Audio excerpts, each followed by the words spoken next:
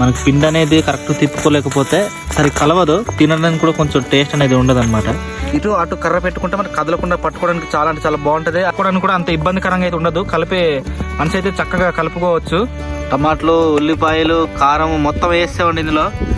దాని ఫ్లేవర్ మామూలుగా లేదు, మరి స్మెల్ అయితే కుమ్మేస్తుంది. మేకలు, తర్వాత ఆవులు, పశువులు ఈ కలిసి అయితే మేస్తా ఉన్నాయి ఇక్కడ. చూడండి ఫ్రెండ్స్, ఇది మొట్ట అంటారు మాకు. చూస్తున్నారు కదండి, చాలా పెద్ద ముట్ట.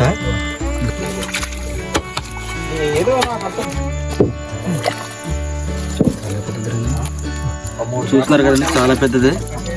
ఈ లోపల ఉందన్నమాట. ఈ రాళ్ళ మధ్యలోని కన్నం చేసుకుని దూరిపోయింది లోపల. చాలా ఘోరంగా ఉంది. ఇది చాలా పెద్దగా కూడా ఉంది. బ్రదరు, ఫీలింగ్ ఎలా ఉంది? సూపర్ ఉంది. మామూలుగా లేదా? మామూలుగా లేదు. రాగి పిండితో చేసినటువంటి తోప అండి ఇది. Natural food, iron food. నేనండి మీ ట్రైబల్ నాని. ఈరోజైతే మా గిరిజన ప్రాంతాల్లోని పశువుల కాపరులు చేసుకునే ఆచారపూర్వకమైన వంటకాన్ని అయితే మీకు చూపిస్తాను. ఇది మా పూర్వీకుల నుంచి ఆనవాయితీగా వస్తున్నటువంటి ఆచారము. అదే ఏ వంటకాన్ని చేసుకుంటారు, ఎలా వంట చేసుకుంటారు అనే విషయాన్ని ఈరోజు మీకు వీడియో ద్వారా చూపిస్తాను. దీన్నే మా గిరిజన ప్రాంతాల్లోని గోండి అంటారు. మొత్తానికైతే లగేజ్ మొత్తం తీసుకున్నామండి. సో రాగి పిండి అది తీసుకొని మేము వచ్చేసాము.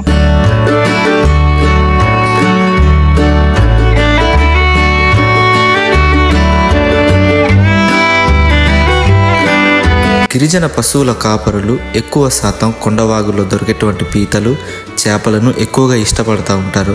అందుకే ముఖ్యంగా చేపలు, పీతలు పట్టి వాటిని కూర వండుకుంటారు. ఇప్పుడైతే అన్నోళ్ళు అయితే మొత్తం వాటర్ ఇటు సైడ్ రాకుండా అయితే క్లోజ్ చేస్తారండి. ఇలా చేయడం వల్ల ఏంటంటే పీతలు అనేవి బయటకు అయితే వస్తాయన్నమాట.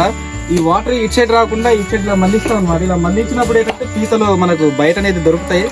దాన్ని పట్టడానికి సులభంగా ఉంటుంది, అంతే సులువుగా ఉంటాయి కూడా. పెద్ద పెద్ద పీతలు అనేవి చిన్న చిన్నవి బయటకు అయితే వచ్చేస్తా ఉంటాయి. అలాగే చేపలు కూడా కొన్ని దొరుకుతూ ఉంటాయి అరుదుగా. బకెట్లతోటి మట్టి అది తెచ్చుకొని గోడలాగా అడ్డుగా అయితే పెట్టుకుంటామండి. ఇలా పెట్టుకున్నప్పుడు మనకి నీళ్లు చక్కగా అనమాట ఈ సైడ్ నుంచి వెళ్తాయి అనమాట. నీళ్ళు వెళ్ళటానికి మనం మంచిగా సదునాలు చేస్తూ ఉన్నారు. నీళ్ళు వెళ్ళాలి కాబట్టి ఖచ్చితంగా ఇలా చేసుకోవాలండి. ఒకరు ఇలా తీసుకున్నప్పుడు మరొకరు అలా తెలుపుతూ ఉంటారు అనమాట. వెనకాల సైడ్ నుంచి మన బ్రదర్ వాళ్ళు అయితే అది అడ్డు పెడతా ఉంటారు.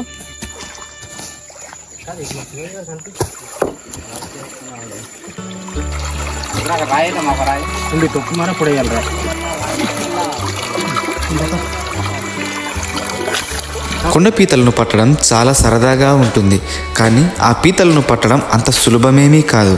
ఎందుకంటే అవి రాళ్ళ మధ్యలో నుంచి తూరిపోయి లోపల ఉండిపోతాయి. అలాగే ఆ పీతలు పట్టాలంటే చాలా ఎక్స్పీరియన్స్ కలిగి ఉండాలి, లేకుంటే చేతులలో గాయాలు పడతాము.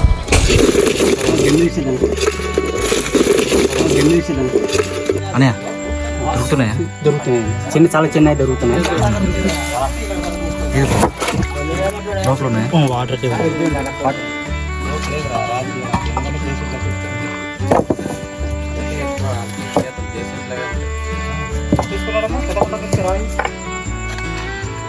బ్రదర్ దగ్గరికి అయితే వచ్చాను నేను. ఈ మేకలు చూద్దాం ఇలా వెళ్ళిపోయాయేమో, పంటకేసి వెళ్ళిపోతే తిడతారనమాట అండి. ఎందుకంటే కొన్ని పంట ఇంకా కొయ్యలేదు, అందుకే పంటలు ఉన్నాయి లేవా సరిగా పంటకేసి దూరిపోతున్నాయి అనేసి చూడడం అయితే వచ్చాను. బాగానే ఉన్నాయి, బాగానే మేస్తా ఉన్నాయి. ఇక్కడ చూస్తున్నారు కదా, ఈ తల్లులు అనమాట. ఇవి తల్లి మేకలు. ఇవి అక్కడ పోతు మేకలు అంటారు. అలా బ్లాక్ ఉంది కదండి, చాలా పెద్దది. దగ్గర చూస్తాను. చూస్తున్నారు కదా, అది పెద్దది అనమాట. దాని పోతంటాము చాలా స్పీడ్ ఎక్కువ అనమాట దానికి.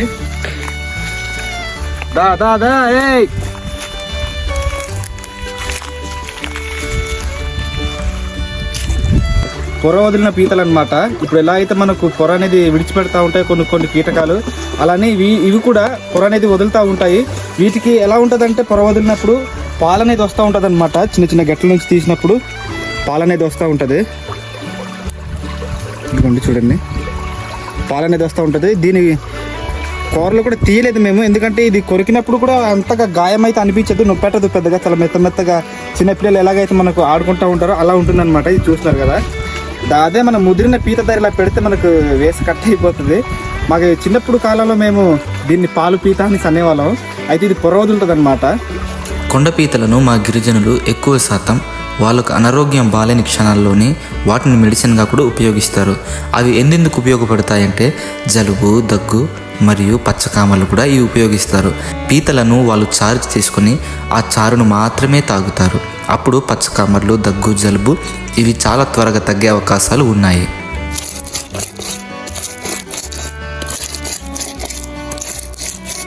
శుభ్రంగా ఈ కొట్టుకున్న తర్వాత నూరుకోవాలండి. మనకి నూరుకుంటే ఏంటంటే మంచి టేస్ట్ అనేది వస్తుంది. మేము ఎలా చేస్తామో అది మొత్తం చూపిస్తాము. నూరుకోకుండా కూడా వండుకోవచ్చు, అయితే అంత రుచికరంగా అయితే ఉండదు.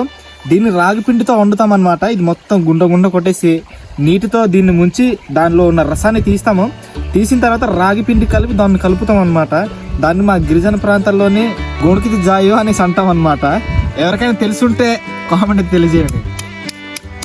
సహజానికి అన్ని తెగల వాళ్ళకి తెలిసి ఉండదు, కొన్ని తెగల వాళ్ళు మాత్రమే అలా పిలుస్తారనమాట గోణకిది జాయు అనేసి. ఇలా గుండ చేసుకోవాలన్నమాట అండి. ఇది శుభ్రంగా ఇలా నూరుకోవాలి. ఈ మొత్తం పీసులు అయిపోవాలన్నమాట. గిట్టలు ఏమి ఉండకూడదు.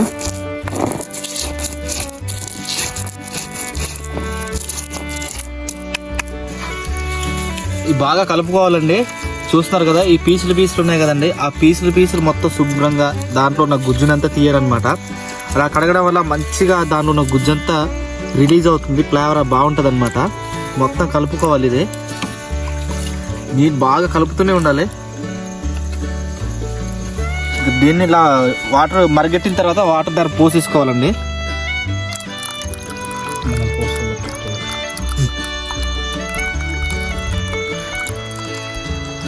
పోసుకున్నాం కదండి, దీన్ని అయితే మంచిగా కలుపుకోవాలి. ఇలా చూస్తున్నారు కదా, దగ్గరండి చూపిస్తాను. చూడండి మొత్తం దీన్ని ఆ గుజ్జు అన్నమాట. ఇది గుజ్జు తింటే ఉంటుంది, అద్భుతంగా ఉంటుంది అనమాట. ఇదే టేస్ట్ ఇస్తుంది అనమాట కూరకి. ముఖ్యంగా అయితే ఇది వేసుకోవాలి ఖచ్చితంగా, లేదా టేస్ట్ అనేది ఉండదు అనమాట. ఇది ఒక మసాలా టైప్ అనమాట, బాగుంటుంది. ఇది బాయిల్ అవుతుంది, చూస్తున్నారు కదా, చాలా మంచిగా బాయిల్ అవుతుంది. పీతల రసం బాయిల్ అయిన తర్వాత రాగి పిండిని మేము నీళ్ళతో కలుపుతాము. అలా కలిపిన తర్వాత పీతలలోని కలుపుతాము. అలా కలిపినప్పుడు కూర మరింత రుచి పెరుగుతుంది. దీనినే మా భాషల్లోని గోణకిది జాయు అంటాము.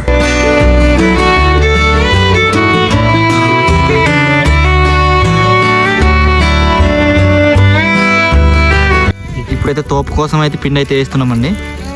ఇది చాలా జాగ్రత్తగా కలుపుకోవాలండి. ఇదైతే అవును, చాలా ఎక్స్పీరియన్స్ ఉన్నవారు మాత్రమే తిప్పాలి, లేదంటే తోపు అనేది చాలా పాడైపోతుంది. ఇక్కడ ముద్దగా రావాలన్నమాట. మన బాబాయ్ గారు అయితే కలుపుతూ ఉన్నారు.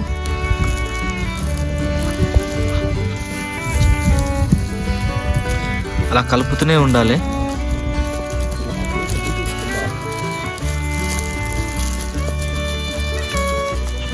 మనకి పిండి అనేది కరెక్ట్ తిప్పుకోలేకపోతే సరి కలవదు, తినడానికి కూడా కొంచెం టేస్ట్ అనేది ఉండదు అనమాట.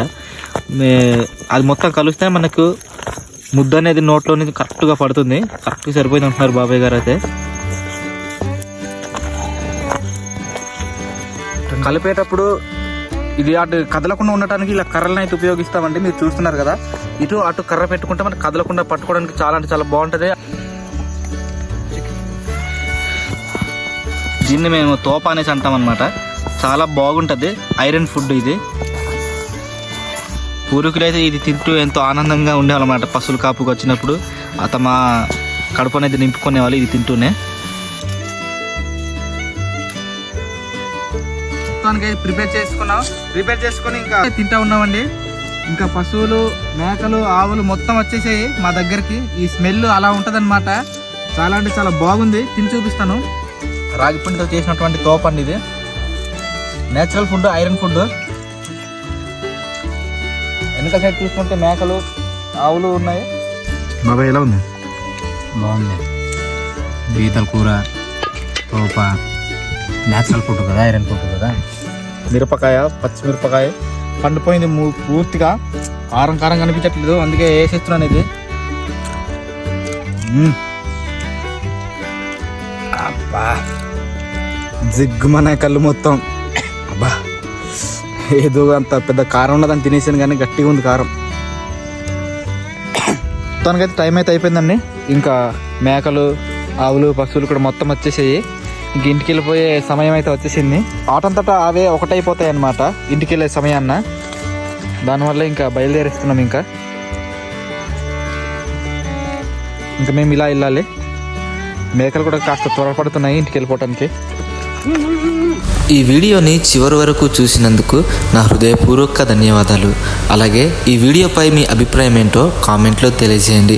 ఒకవేళ వీడియో నచ్చుంటే లైక్ కొట్టడం మర్చిపోవద్దు. అలాగే మన ఛానల్ని సబ్స్క్రైబ్ చేసుకున్న వారు ఉంటే ఇప్పుడే సబ్స్క్రైబ్ చేసుకోండి. మరొక కొత్త వీడియోతో కలుద్దాం. అంతవరకు బాయ్ బాయ్.